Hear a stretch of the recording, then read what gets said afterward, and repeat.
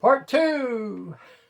Part two of another hard-hitting video by the world-famous John Hauser. In part one, I told you how I got my start in sales selling Electrolux vacuum cleaners.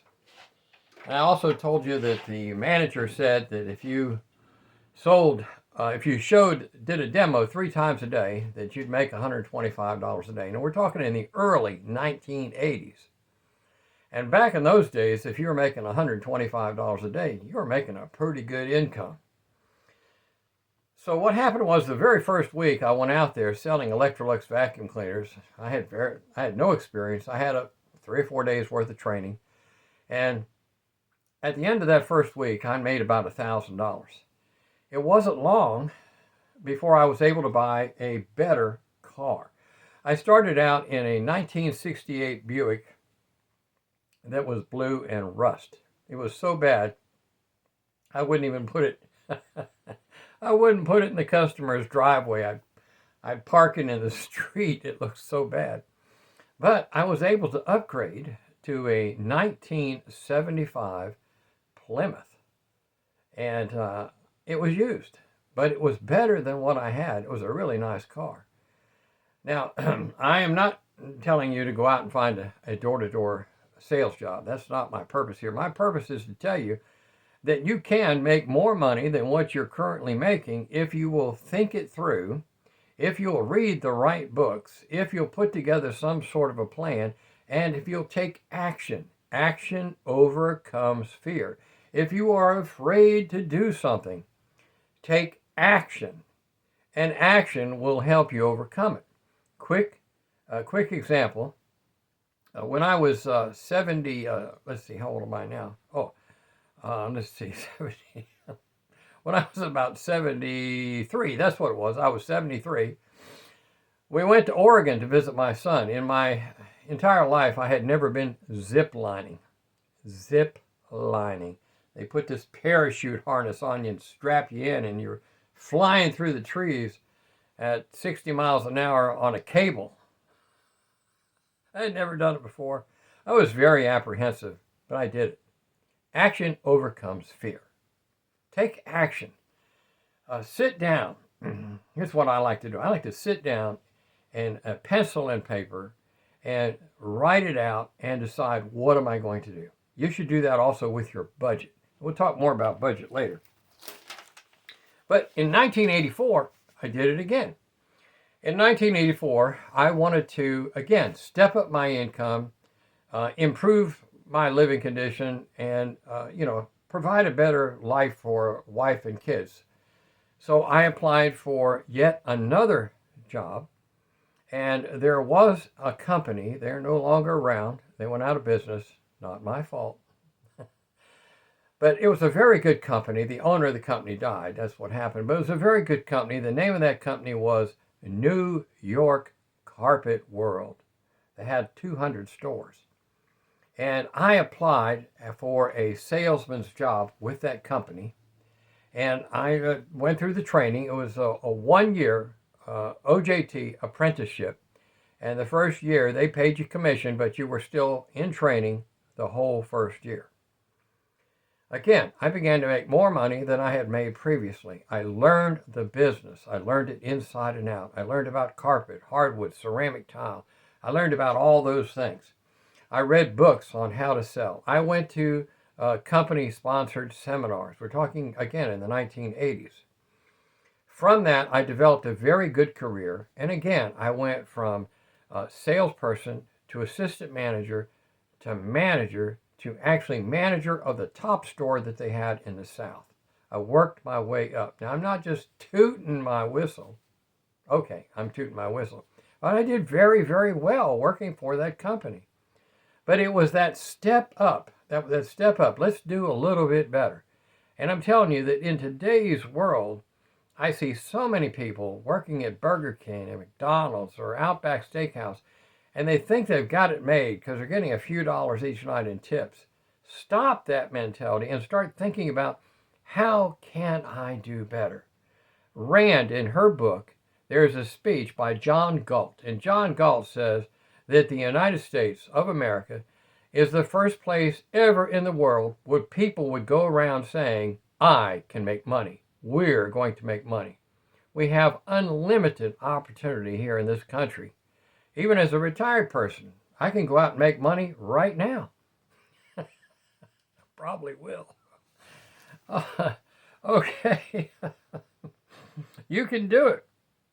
I see so many young people today, and it was true in my life and true in the lives of a lot of other people, but I see so many young people today wasting money on very frivolous things.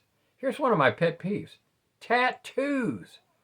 I was in the military way back in the late 60s through the mid 70s. Nobody had tattoos. Why? Why do people have tattoos? It became a trend. It became a trend to have a tattoo, and people fell into that trend. It is a waste of money. Now, if you've already got a tattoo, well, tough luck. There's nothing you can do about it. Cover it up, hide it. It will not help you in life and in business. If you don't have a tattoo, don't get one. And if you happen to be a Christian, know that in the Bible it says, put no marks on your body. That means no tattoos. Vaping. I see young people all the time walking around vaping like they're Humphrey Bogart, and they think they're cool looking by vaping. You're just ruining your health. You're ruining your lungs. Stop it. It's a waste of money. You see this stuff just constantly. People wasting their money on these frivolous things. Change your way of thinking. Think prosperity. Think success. Don't think failure. Think success. How can I be successful? How can I improve myself? And going back to the tattoos, nothing irritates me more than you see a very beautiful young person, a man or a woman, very beautiful young person, and they turn around, especially the girls, they turn around and they got tattoos on the back of their legs going all the way up to their thighs. You know, that means they had to expose themselves to get those tattoos. It's wrong and it's immoral. It's a waste of money. Don't do that stuff. Don't go the way everybody else is going. Think and act differently. And I'm supposed to be talking about making more money. I'm also talking about don't waste more money. Let's see. Why? Why would I do this? Why would I go to all this trouble to go out there and get a different job or get more education or read more books? And as you can see, I have a few books back there. And you know what bothers me about these books back there? Is I have not read all of these books. It's not the books that I have read that I'm concerned about. It's the books that I haven't read. And I've got a lot of books that I haven't read. And got to take that time each day to do some reading. But that's why I'm promoting books. You've got to read books. And there's more books that I'm going to talk about as we go along. Think and Grow Rich by Napoleon Hill. I'm telling you that some of the earliest books on success were actually the best. I read a book one time by a guy, I believe his name was Pink, Steven Pink. He wrote this book on how the mind works. I bought that book because there was a lot of hype about it. And I read this book, and all this guy was doing in this book was promoting evolution. I'm reading through this book, and I'm like, what a lot of nonsense. Nothing in this book is really going to help anybody. Go back and read some of the original masterpieces like Think and Grow Rich or How to Win Friends and Influence People. Read some of those earlier books. They're much, much better. And they really give you the mechanics on how to think and how to work and how to get through life. Ben Franklin wrote a lot of good stuff. I read some of Ben Franklin's books. Okay, I'm going to tell you about a gentleman that I knew going back to the vacuum cleaner, the Electrolux. The Electrolux vacuum cleaner. This was called the Silverado. And Electrolux brought this out in the early 1980s. The old vacuum cleaners were brown. This one was silver. And it had all these new features. It had a more powerful engine. And we sold them, lots of them. But there was a guy. There was a guy that outperformed everybody. There was a salesman with this company. He was the top salesman with this company. He made more money than anybody else. I got to tell you about it. His name, believe it or not, is James Bond. Everybody, we had these big conventions. He'd walk into the room and everybody said, "There's James Bond." That was his real name. Now, James Bond lived in North Carolina. James Bond, you would think, it just doesn't going to work for him. James Bond was black. And most of his customers were white housewives.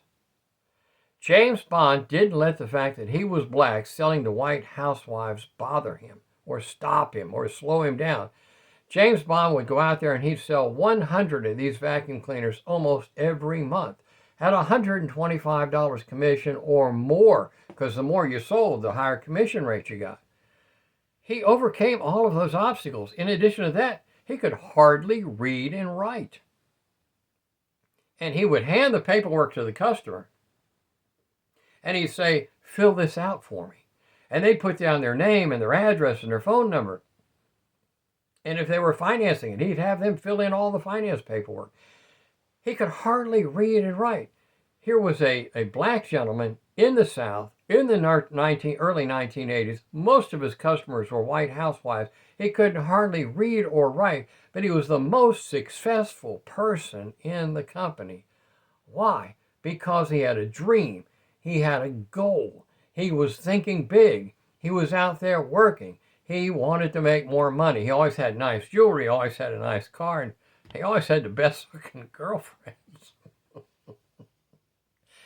It can be done, and you can do it. So let's see what else I need to do. I need to talk about here. So what would your life be like? What would your life be like if you were to upgrade your income to $10,000 a month? You know, what if you were taking home $10,000 a month every month after taxes? Think about that. What if it was $20,000? What if it was $30,000? I remember the first time I had a month where I made $30,000 in one month. It was in 2014. In 2014, I had a job that paid very high commission. And that month, I made $30,000 in one month. And that was after taxes. In other words, I got to take home $30,000 in one month. And you might say, well, that sounds fantastic. I'm telling you, if I can do it, if a Vietnam veteran can do it, if an old guy like me can do it, you can do it. So take the time, read the right books, think about how you can improve your income, and go out there and make more money than you're currently making. You don't have to live in substandard housing. You don't have to live and you don't have to drive an old car. You don't have to do those things. In America, the land of opportunity, all you have to do is apply yourself and apply yourself to improving yourself. If you can improve yourself just 1%, improve yourself just 1% every month, improve what you're doing a couple percentage points every month, you can make more money. You can have a better lifestyle. You can move forward. But you must change the way you think. And you will not change the way you think by just watching videos on TikTok or YouTube, videos that don't do anything for you. You need to read books. You need to read the Bible. You need to think. You need to think. I'm soon going to do a video on a book that was written by Julia Cameron called The Artist Way. And in this book, she literally teaches you how to think. But I think I'm going to wind this one up for now. I don't like to go over 15 minutes. So this is John Hauser giving you free advice. Find a way to improve yourself, improve your income, and improve your life.